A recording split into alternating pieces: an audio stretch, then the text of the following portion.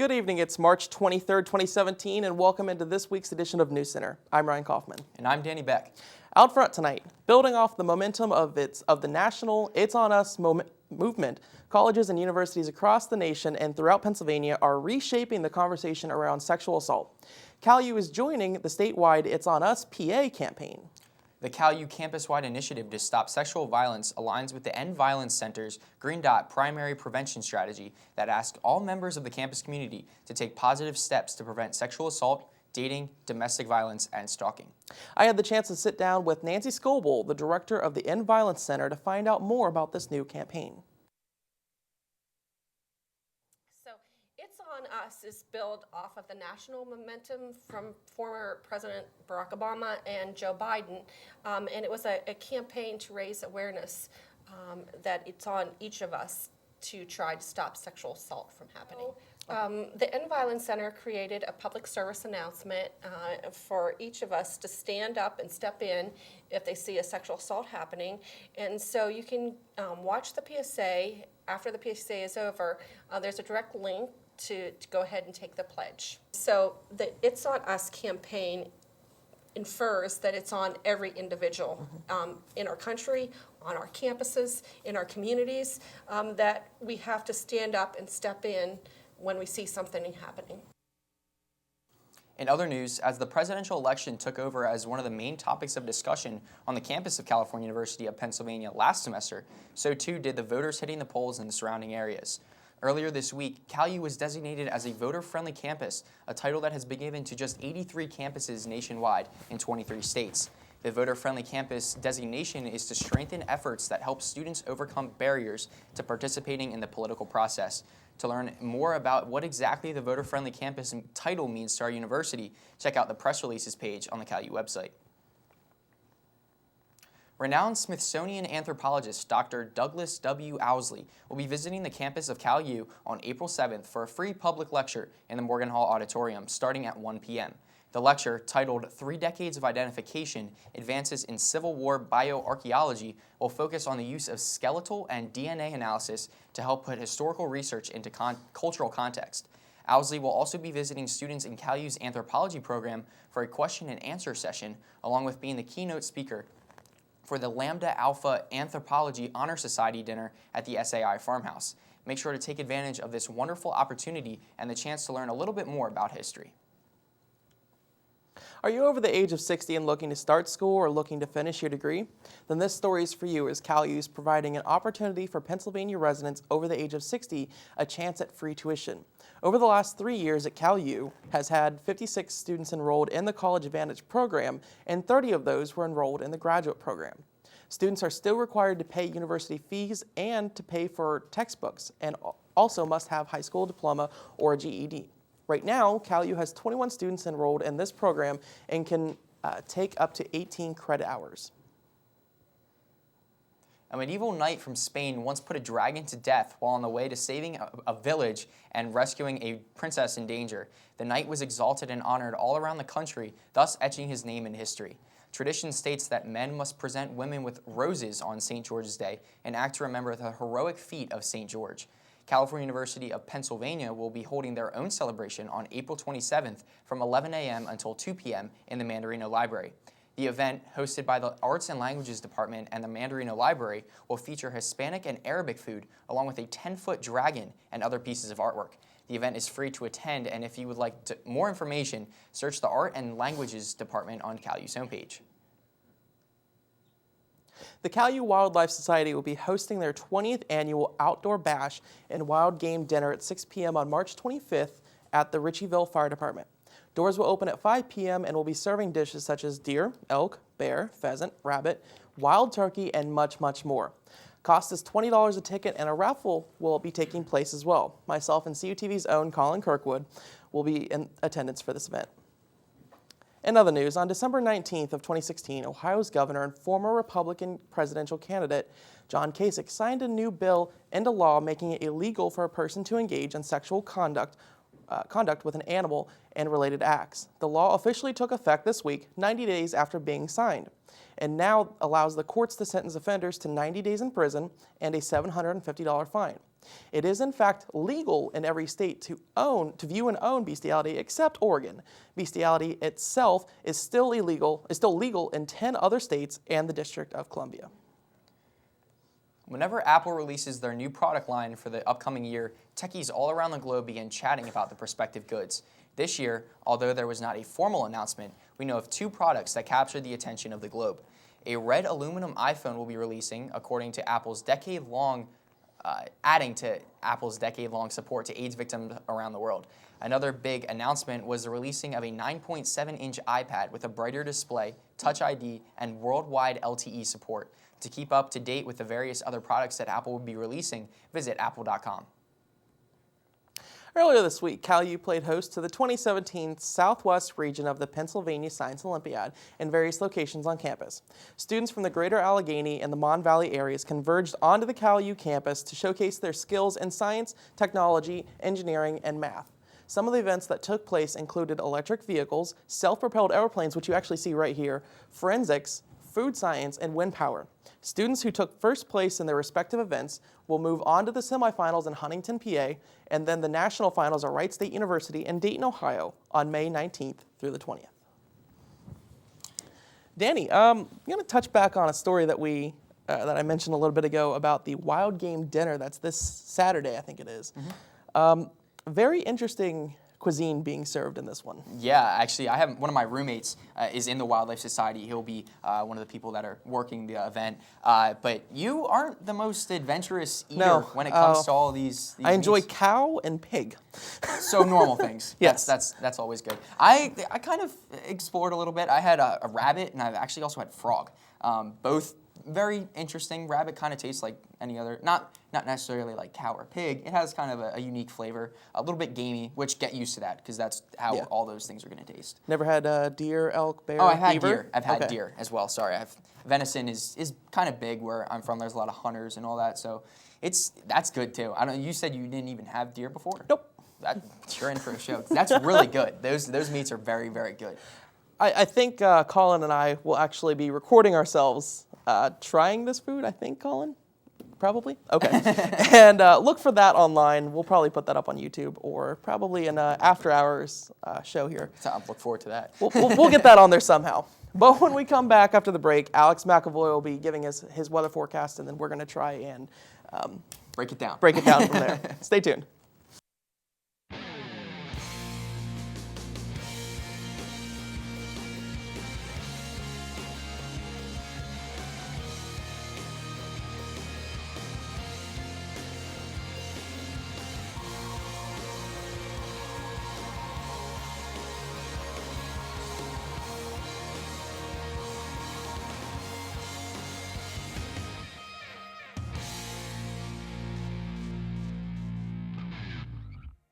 For almost 30 years, CUTV has been the campus and community home for local news, sports, and entertainment.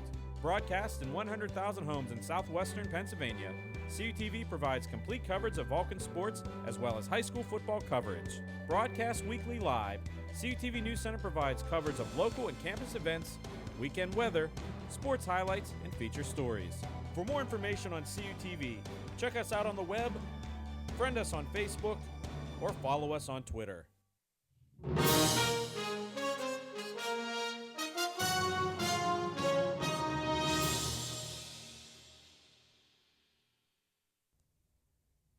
Hello, CalU. Student meteorologist Alex McAvoy here in the CalU Weather Center, and I'll be giving a forecast for today and into this weekend and the start of next week as well. 35 degrees here in Pittsburgh and CalU. Going down to the south, it warms up quite a bit, 80 down in Miami, and over 51 in San Francisco over in the west. Taking a look at our current radar, we don't see much happening in our area precipitation-wise, but just to the southwest of us, we see these strong thunderstorms moving their way through the Midwest, and that will continue to progress into the day and go towards the southeast and towards the east. This system won't affect us at all. This will just keep moving up towards the northeast and away from us. Going into our media, here's those severe thunderstorms that we just saw on the radar. They're down in the Midwest there, and these thunderstorms will progress their way across to the east, for this weekend and into the start of tonight and tomorrow as well. They shouldn't affect us too much. We might just get some rain showers this weekend from them, but the southeast might get hit pretty hard, and I'll show you that in a minute. So here's for Friday. Much warmer temperatures moving their way in, high of maybe 65 towards 70 even tomorrow. All the cold, snowy conditions move their way up to the northeast, and then the warmth comes in behind that. But what that does bring is some thunderstorms and severe weather along with it. We could see some rain showers on Saturday because of this warmth. But regardless, tomorrow will be quite warm and unsettled. Here's those severe thunderstorms down in the southeast and in the south. It's going to be very warm this weekend, creating the Gulf moisture will mix with this air coming across towards the east and create these strong thunderstorms, possibly producing hail and tornadoes and damaging winds along with them. We might get some rain showers from these for this weekend. We shouldn't see too much rain though, possibly a little bit less than an inch. Here's our anomalies for Saturday. We're going to be about 20 degrees above normal for around noon to 1 p.m. Saturday, and that will continue throughout Saturday and Sunday, and again going into next week as well. And then now going on to another weather bell product here. This is the total rainfall for this weekend, valid for Monday morning early, so it captures the whole entire weekend. About 0.5 to 1 inches of rain in some areas, but the whole Midwest and Northeast and Southeast will see quite a bit of rain throughout this weekend and from these systems that will be working their way through. Going on to our 7-day forecast now, we see 65 tomorrow. There's that warm up that I talked about. 65 and 68 Saturday and Sunday, but it could be cloudy and rainy on Saturday. But Sunday looks quite nice as of now. Monday, cloudy, 65 degrees. 67 Tuesday, it looks very nice. Mostly sunny. Wednesday and Thursday, 70, around 70 with cloudy and rain showers. And then Thursday cools off a little bit, 54 degrees. I'm student meteorologist Alex McAvoy. Now back to Ryan and Danny. Danny, aside from the rain on that, it really didn't look like that bad of a forecast. At all. As I said, I've said in the past that I like cooler temperatures, I like snow, but getting to this time of the year, I like the 60s. And Yeah. I think only one day, I think next Thursday, was in the 50s, 54 maybe, Right. something like that. But it looks nice. I'm seeing a lot of sun. That's one thing that I love about this. And for me, I love thunderstorms and whatnot. Everyone else loves snow for some reason. But thunderstorms to me means warmer weather, sun sometime in the day. So I'm excited about that. I'm looking at on our trusty phone here for our weather. 67 on Friday and some pretty good sun out there. So Yeah, I'm excited about that. Tomorrow's going to be extremely nice. Yeah. To say the least. I mean, chance rain showers, 40%, I think. Right. Not too bad, not the worst odds you can possibly have. But Right, and even after we dip back down to the 50s next week from what he was showing, according to this, we're going to go back up. I'd see a little bit of freezing rain, so hopefully that moves out of the Yeah, that won't happen. system. Yeah, I'm hoping. We'll shove that under the table. Yeah, exactly. No, we didn't talk about that. Nope. When we come back after the break, Stephen Ruffing takes us on a trip around the entertainment world. Stay tuned. Todd's a great guy. I mean, look at him. What a sweetheart. Attaboy. Wait, Todd, what are you doing? How totally selfish and un-Todd-like of you. Come on, Todd. Come on, man.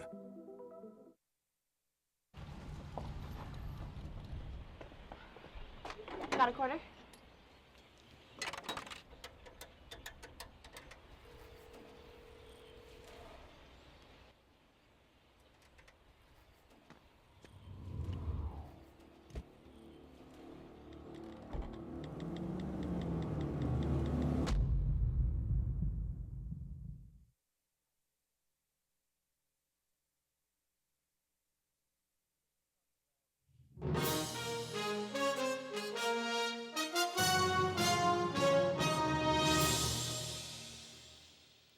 Welcome back to CUTV Newscenter. I'm Stephen Ruffing with your entertainment report.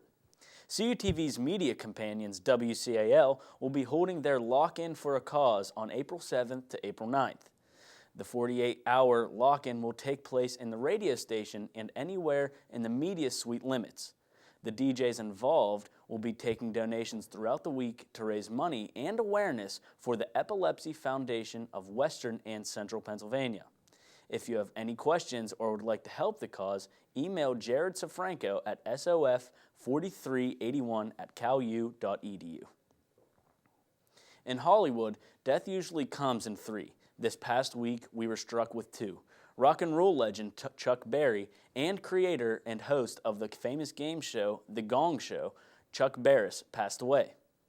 Doctors ruled Berry's death as natural causes after attempts to resuscitate the musician was unsuccessful.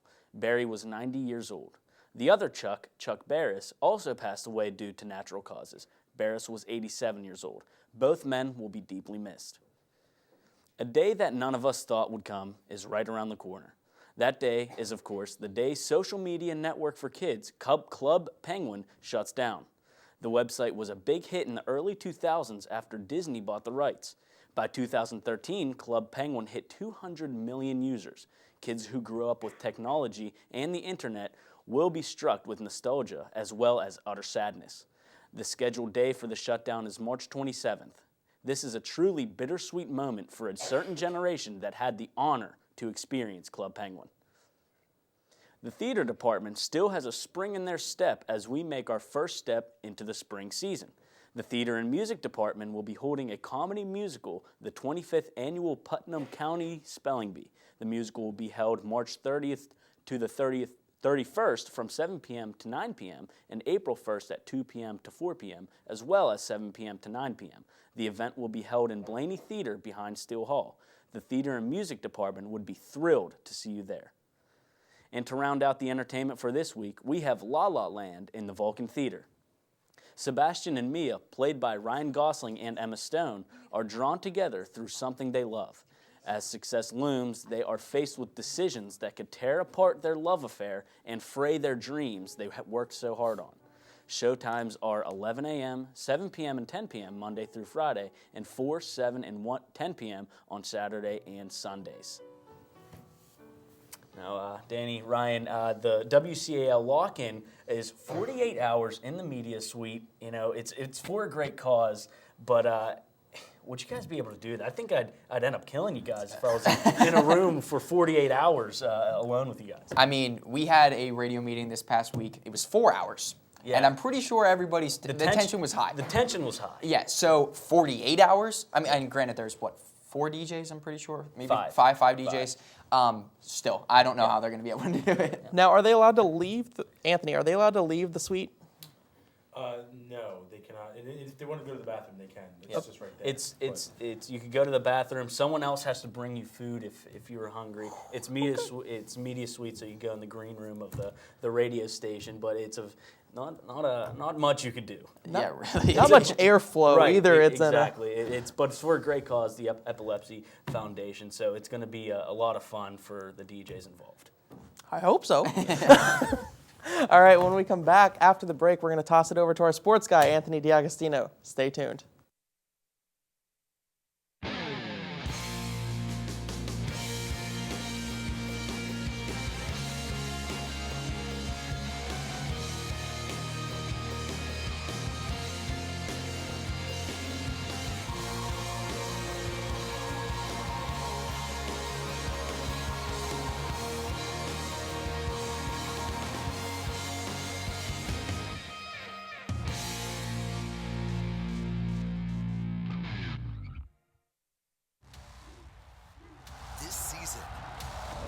pride and pageantry of college football. Is that a catch? Oh, yeah! Can all be found in one place. He will score. Touchdown! NCAA.com. From the biggest matchups come breakout performances. Keeping one deep. And those game-changing moments live here. Stay in the game all season long with NCAA.com. From court to court and lane to lane, under the lights or under the sun, no one delivers Division II sports like NCAA.com.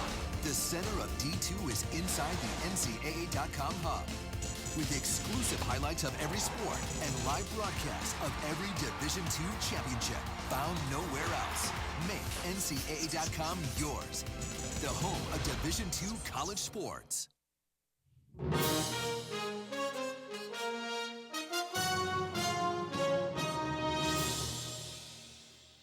Welcome back to CUTV Newscenter. I'm Anthony D'Agostino with your sports report. On March 10th, the California women's basketball team hosted the NCAA Atlantic Regional Tournament.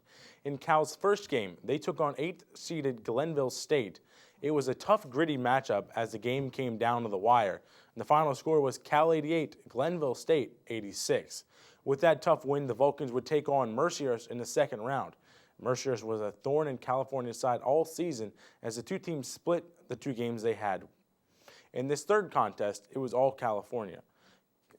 California dominated in both offense and scoring. California won the contest 86-75. With that win, California moved on to the regional championships against Virginia Union. With last season's early exit, California looked to come out on fire against a team they were hoping to meet last season. However, Virginia Union came out harder, better, faster, and stronger than California. Virginia Union led 37-26 at halftime, and they didn't look back since. They ended up winning 85-69. Cal's season ended with a record of 30-4. March has sprung, and that can only mean one thing: March Madness. Earlier this week, people across the nation were making brackets and predicting the victors. The majority of the people who made brackets on ESPN had Villanova, Arizona, Kansas, and UNC in the Final Four. They then had UNC beating Villanova in the championship game. The first round went mostly in the favor of the better seeds. There were only 6 upsets in the round of 64. The next round, the round of 32, is where things really got interesting. One of the favorites to get far, Duke, lost to South Carolina 88-81. The biggest shocker of them all came when Villanova, the overall 1 seed, took on 8th-seeded Wisconsin and lost 65-62. Another upset was when number 2 seed Louisville lost to number 7 Michigan 73-69. After all of that, there were no more perfect brackets on CBS or ESPN. The teams are now set for the Sweet 16 that will take place today and tomorrow, the 24th of March. In the East region, number 8 Wisconsin will take on number 4 Florida at 9:59 p.m. on the 24th on TBS. And number 2 Baylor will take on number 7 South Carolina on the 24th at 7:29 p.m. as well on TBS. In the West region, the games will take place today. Number 1 Gonzaga will take on number 4 West Virginia at 7:39 p.m. on TBS. And then number 11 Xavier takes on number 2 Arizona at 10:09 p.m. on TBS. In the Midwest region, the games will also take place today. The number 1 Kansas team will take on number 4 Purdue at 9:39 p.m. on CBS. And then number 3 Oregon will take on number 7 Michigan at 7:09 p.m. on CBS. Lastly, in the South region, the games will take place on the 24th, and number 1 North Carolina will take on number 4 Butler at 7:09 p.m. on CBS. Lastly, number 3 UCLA will take on number 2 Kentucky at 9:39 p.m. on CBS. The Elite Eight will take place the 25th and 26th of March, and the Final Four will take place April 1st. All of the games will not only be online on TV, but will also be live online at ncaa.com. And now a look at California sports' upcoming home schedule for the next week. California's baseball team will be at home in Washington on March 25th for a doubleheader against UPJ at 1 and 3 p.m. On the 31st, they will be taking on a doubleheader with Clarion at 1 and 3 p.m., and that game will be broadcast live on CUTV Sports 1 on YouTube. On April 4th, they will be taking on a doubleheader with Salem International at 1 and 3 p.m. California's softball team will be home at Lilly Field in Rodman Park on March 31st against Slippery Rock for a doubleheader at 3 and 5 p.m. The men's and women's track team will be hosting an invitational on March 25th at the stadium. For more information on the event, go to calvulcans.com. The women's tennis team will be taking on Mercyhurst on March 25th at 3 p.m. at the tennis facility at Rodman Park. For the complete schedule of all of the teams, go to calvulcans.com for more info. And now it's time for the Vulcan Hammer Award. For this week's Vulcan Hammer Award, I've selected women's basketball superstar Mickey Glenn. Mickey Glenn, a senior, played her final game on March 1st against Edinburgh, in which she got injured and didn't return the rest of the season. Glenn was an over 2,000 career point scorer, and she was also named by the D2 Conference Commissioners Association as a first-team All-American. This was Glenn's first time being named an All-American by this organization. She was also named the D2 CCA Atlantic Region Player of the Year and PSAC Player of the Year. Glenn also received All-American status from the WBCA, the National Women's Basketball Coaches Association, and she was one of 10 players to receive this honor. This is her second consecutive year receiving this laurel.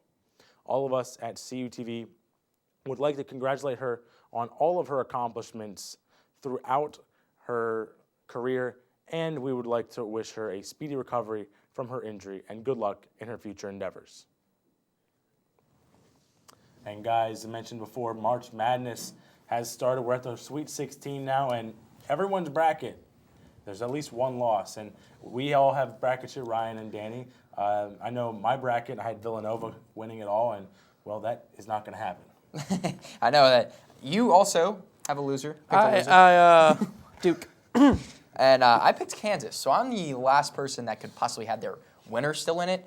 However, I'm still on the lower part of you're tied with the me whole- right now, the whole buddy. bracket, which doesn't make sense at all. I guess I just have losers still. Yeah, we have a group pool here at CUTV, and let it be known that Danny is right there with me down at the bottom of the bracket, but not to be left out by Steve, who's at the very bottom of the bracket. Doing well is also doing better than Steve. Doing well is also Cheyenne. She's still got West Virginia. And Colin, who picked UCLA, Yeah. he's looking pretty good right now with UCLA. Yeah, but this next game, as you mentioned, taking on Kentucky, I believe tomorrow. Yes, I believe so. Huge game. If Kentucky shows up, then we might be seeing another, not really an upset, but maybe Colin will be upset. We'll see that. I want to say that our director, Gary Smith, is actually leading in possible, what is it called? Possible Points remaining. Points remaining, yeah. So look out for that one. He's got North Carolina.